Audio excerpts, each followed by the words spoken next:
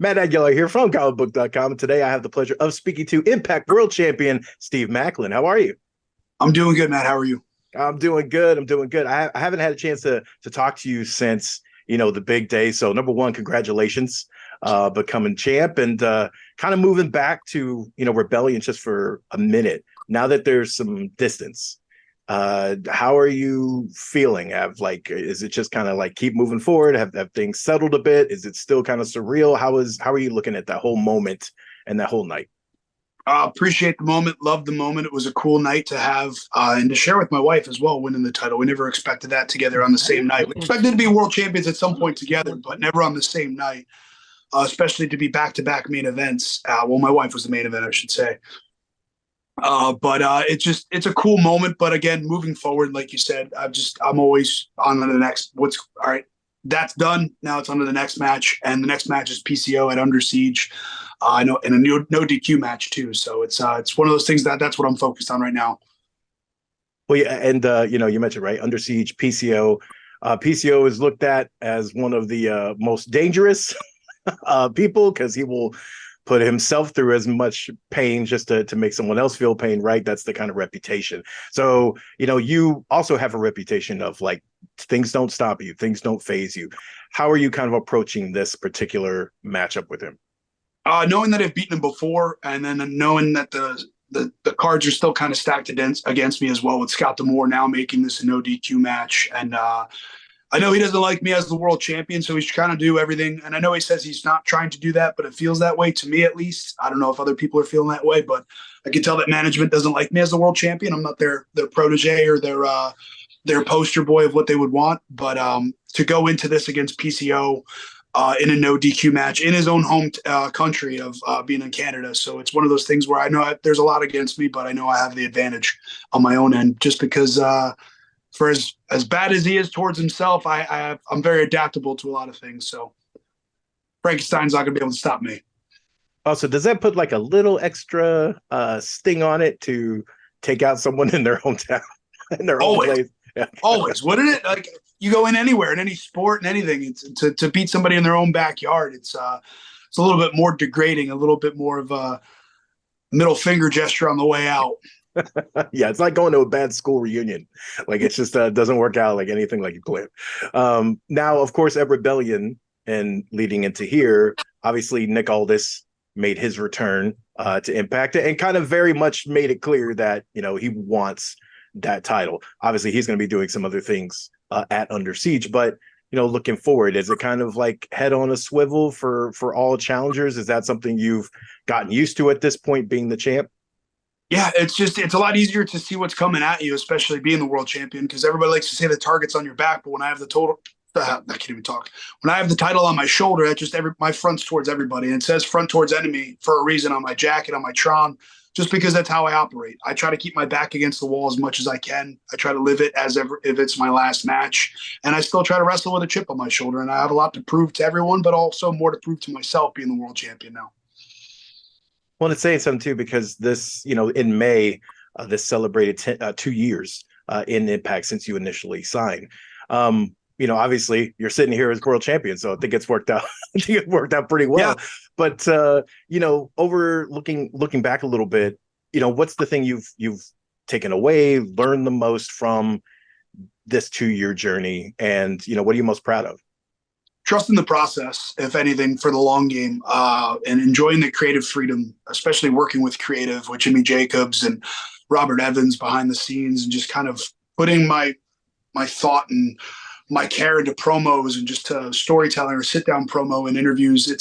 It's fun to just create, and I've been enjoying that, and it's allowed me to evolve and get more confidence in myself too, more than anything, especially with debuting with no fans and trying this new character and trying to put this portrayal of who I think I am, to then go out and have an 8-minute match where the person gets nothing against me and I have to beat the crap out of them, and there's no fans to feed off of. So it's a very weird, not so much pro wrestling vibe when you're doing that. But then once fans came back, that's kind of when I just started to kind of pick up steam to myself and my confidence, and just kind of feeling a crowd and feeling what they react to and learning. And now it's just having fun. Now I get to sit here, prove to everybody who I am, and that's the Impact World Champion. Now I get to rub it in their face as well, especially up in Canada, because I know they hate me in Canada. Well, and because you've achieved this, relatively early in the year. What is the bucket list for 2023? Obviously, we have Slammiversary right around the corner. Battle for Glories later in the year. So platforms for big moments, big matches. Is there something or some kind of match on your mind for those? What's on the list for you? Waiting for Josh Alexander to become healthy. That's the longest reigning Impact World Champion in history. He didn't technically lose the title, but he did have a vacated due to injury. Would it have been Josh and I at Rebellion? I always keep trying to tell people it could have been me and Kushida all along, because Kushida and Josh were going to be at Multiverse over WrestleMania weekend. And that was one of those things with New Japan. Like, it could have been Josh and Kushida could have came out of there as the Impact World Champion. So it could have been Henny and I at Rebellion all along, but was that the match I was looking forward to, just because I've been working for a year to get to the longest reigning Impact World Champion, and then to, again, beat someone in their hometown in Toronto as the longest reigning Impact World Champion, and to just stand there and smile, just mean mugging everybody there in Canada would have been a good moment. But that's something I'm looking forward to down the road. And then also we have Multiverse coming up again, for whom the bell tolls, in Philadelphia in August.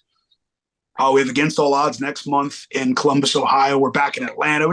We're on the road. And that's the cool thing with Impact Wrestling, was we're getting out there. We're going now to Wagga Wagga out in Australia for a tour, and just getting out there internationally. And it's just building and making Impact what it used to be, and just getting out there since COVID opened up. And it's just an awesome feeling. And that's kind of what I'm looking forward to, is carrying the ball and being the Impact World Champion. And if I end up losing the title, I'm still going to work as if I'm the champion, just because that's just how I operate. I want to, whether you look at it as a face or whatever, I try to lead by example, to go out there and do the best that I can and put the brand before anything, and try to build impact and make it better than what it was. Well, and part of being the top dog in a wrestling company is swag, and it's cool that there's a slam buddy of you. You got your Yes. first. You have awesome. no. I'm so excited. It's my first, because I used to get scanned for action figures and for the video games for so long with my time in WWE, and then nothing ever came. I was like, all I ever wanted was an action figure. So I grew up with action figures and playing with them, and my mom would buy them for me. And then now here, 10 plus years later, it's just finally kind of cool to get my first thing as a Slam Buddy, which is awesome, because I had an Ultimate Warrior one growing up. Nice. So it's like really cool now to, like, I don't know, like I sent the link right to my mom. My mom's like so excited, and it's a cool feeling. Like, that's one of those cool moments. Like, you get to be a kid all day, and it's just one of those features in this business that, like, I don't know, it's more than money. It's more than I don't know. To be able to hand my mom a toy of me is going to be pretty cool. Oh yeah, that's a lifetime achievement thing. I always think it's like one of the coolest things to either be a toy or be in a video game. It's just they're right there with each other. And speaking of toys, obviously I got a ton of figures back here. If Impact's got their own line coming up here, so I think it's like a perfect synergy here. We very much should have Steve Maclin figure. If we do, what's the gear? What's the accessory that it comes with? Do you want Rebellion? Like, what is the moment that you want? I think it'll be my Rebellion gear, just because it come with an extra tie. Like, all the accessories can come with it. But then I would also love an extra figure that has, like, remember the old Batman toys where, like, Bruce Wayne would flip the head, or even the Power Rangers one where it flips the head where it goes to face paint. That'd be kind of cool to have something like that. That's where my head goes for all that, and all the accessories of jackets, and just be kind of cool to just have just toys. It'd be cool. I'm a big kid. I get to be a 36-year-old man as a grown kid that never grows up. So understand, right there with you. And I also I have an appreciation for flip heads after Power Rangers, old flip head figures. I used to love those, and I actually think I still have some somewhere. And you mentioned earlier it was a great night overall too, because your wife also had championship gold, got to hoist the title, and is now defending the title as well at Under Siege. It's got to be an amazing moment to celebrate something like that on your own.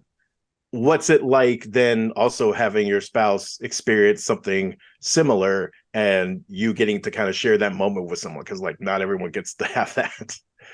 It's cool, just because she works so hard, and then it's just cool to have her by my side, and we're traveling, and just I don't know, just for her to be there, to be the voice in my head of, like, don't forget, like, what got you here, and every time I go out there and busting my ass and proving people wrong. And that's she's been one of the constant, well, obviously the constant voice. That's why I married her too. So it's just one of those things where it was such a cool night. We never expected that to happen, and it happened organically. And to have that moment forever it's even cooler. And to just travel the road, whether we're champion or not, just to travel the road up and down with what I love, with the person I love most, who's my best friend. It's a cool moment. It's a cool life. I have no complaints on my end. Yeah, there's those daily complaints of the struggle of travel and stuff, but what I get to do at the end of the day is very something that not everybody gets to do, and I appreciate that. Absolutely. Now I know I got to let you go soon, so I can't let you get out of here without talking a little Marvel, because we got a lot going on in the world. Guardians of the Galaxy Volume 3 is out. You've been busy, so I totally understand you haven't seen it. You saw it. Okay. Oh my God. To say I didn't tear up, like, just because I knew going into it, I was like, all right, is Rocket dying? What's going on? Spoilers, if anybody's watching this, I'm not going to give anything away, but like that was going into it. Like, all right, who's dying in this? It was kind of like Endgame again. We're like, where are we going with this? How's this going to happen? And I thought it was done perfectly. It wrapped up nicely, and it built for what's coming down the road. And it's just cool to see Marvel. Like, it felt like a Marvel movie again. Right. I feel like they've been missing here and there, just my opinion. Just, I don't know. Every movie's been feeling like a filler. This didn't feel like. This just felt like one of those movies again. Like, okay, cool. Since No Way Home was kind of was it No Way Home? Or what was the one with all three of the Spider-Man in it? Oh yeah, No Way Home. Yeah, it was No Way Home. I forget there's so many damn movies now. But like that was the last one, like where everything kind of came into it, and there was moments even in that with the callbacks and just with Guardians. I thought it was just awesome. It was a good movie. Just I thought they knocked it out of the park. Well, and you mentioned it. It's been a little like rough, a little roller coaster ride, a little bit. I feel like for the MCU over the past like year or so, shows and movies, everything feels a little. Phase 4 didn't quite feel like even phase 2 and 3. It had some issues, and even though there's some stuff in there that people love, it just I don't know the thing. So when we moved into Quantumania, people didn't love that movie. Like I feel like they wanted to. So phase 5, we got a bunch of stuff coming this year and next year. How you feeling? Are you feeling like optimistic? Are you feeling a little like we need to recapture some stuff, especially with Guardians coming out of the box? I liked Winter Soldier, and I thought the series with that was good. I thought WandaVision was different, but also cool how it built on the characters to kind of get more of them out there. I wasn't a fan of She-Hulk. It felt too comedic, even though we got to see Daredevil again and kind of reintroduce him into this different universe. I'm looking forward to Secret Invasion. I think that's going to be a little bit darker. That's something I'm like. I love the dark. I love when it's dark and just like just they're bringing that like evil side of it. And then of course with Quantumania, that was just really to kind of just build Kang more. I thought. Yeah. You got a little bit of him in Loki, which Loki I thought was awesome. I'm looking forward to Loki season 2. It just builds on his character, and I think it's making him more human than more of the evil side. It's kind of like made you sympathetic towards him than anything. Thor just was awful to me. The last Thor, it wasn't Blood and Thunder. Yeah, Love and Thunder. Love and Thunder. Did I say Blood and Thunder? Yeah, Love and Thunder. They don't need to know the title. It was too comedic, and I don't know. I think we just from what happened with Endgame and the expectations, it was just like But I think for going forward, I think it's going to be pretty cool, especially with all the new Avengers and variants. And I liked Miss Marvel. I thought that was kind of good for what they did with the show, and how they threw the inkling of how they're all the Inhumans kind of making it that way and kind of introducing that side of it too. So we'll see. Yeah, no, it's exciting. We got a bunch of stuff coming up. So before I let you go, is there, DC recently revealed their kind of giant slate, and they got a bunch of stuff coming, and they're kind of not restarting, but in a lot of ways. Yeah, they're kind of rebooting things. Are you excited for that? I'm excited for the Flash just to see Michael Keaton again. Yeah. And then surprisingly, like I know a lot of people don't like it. I love Ben Affleck as Batman. Yes. I don't think people give enough credit to him as Batman. It just reminds me of just that dark old man animated series version of it, and it's just he's just angrier and I thought it was cool the way they did it, and a lot of people didn't like how everything with Dawn of Justice came along, but I love those movies. I thought they were fine. I thought the Zack Snyder version was better than the actual Justice League. Yeah, just I don't know. Flash, the only thing I'm looking forward to is just seeing Michael Keaton. Other than that, just I loved Henry Cavill as Superman. I don't know why they didn't just keep going with that. But who knows? We don't write those checks in that creative process. So Yeah, absolutely. Also, yes, all respect. Affleck is my favorite movie Batman. I love his version of well, Batman. even I'm looking forward to Penguin. That'll be good on Oh HBO. I yes, know that that's too. another one of those shows. Like, so they have a couple things with DC going on. And the next Batman, I heard Clayface is the new supposed to be the villain possibly. That would be kind of cool to see how they do that. Yeah, Something new. So who knows? Maybe yeah, I don't know. for sure. No, I'm excited for it, and it's awesome to get to talk to you. All the best success on everything coming up. I see you very much staying champion through Under Siege. So hopefully I get to talk to you later down the road. Yeah, check it out. Under Siege this Friday on Impact Plus, on Fight TV as well. And then we got Impact on Thursday night as well at 8 o'clock. And then you can follow me at Steve Maclin on Instagram and Twitter. Shop Impact Deals. We got my Wrestle Buddies coming out, limited series 2. Myself, Trinity, and Frankie Kazarian. It's a limited series, so get your pre-orders in now for that. And again, thank you for having me on. Absolutely. All the best success, man. Thank you.